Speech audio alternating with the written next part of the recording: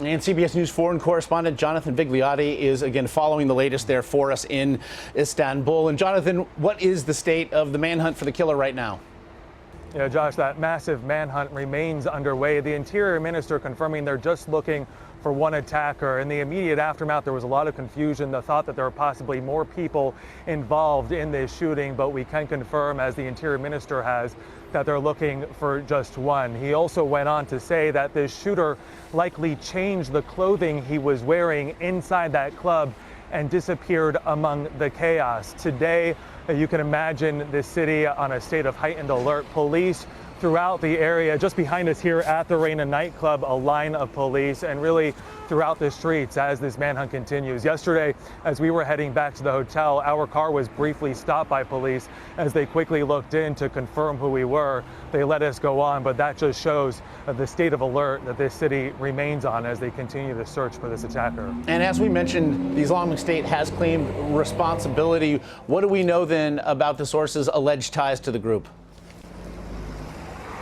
Yeah, they've claimed responsibility. At this point, the identity of this suspect and his connection to the Islamic State is very much unclear. What we don't know and what we do hope to find out is whether or not ISIS directed this attack or if it was somehow inspired. Again, that gunman leaving this scene, disappearing, but we are told by the Interior Minister he left behind possibly a bag and also his gun, which could have fingerprints or other DNA that could contain some link to who this person is and his identity.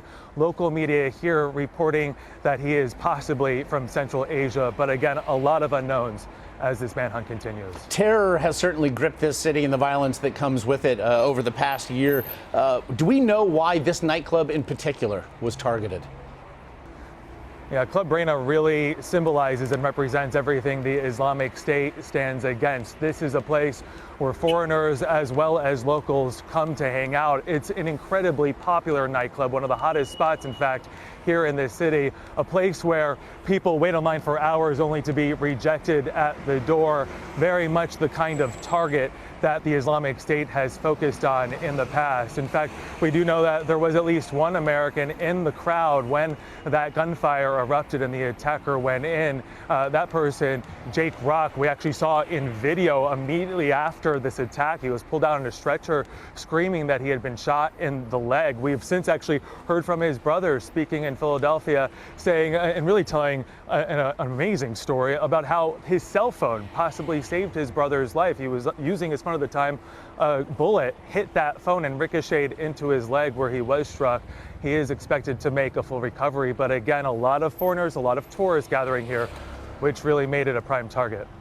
Jonathan Vigliotti there again with the very latest from Istanbul. We do thank you.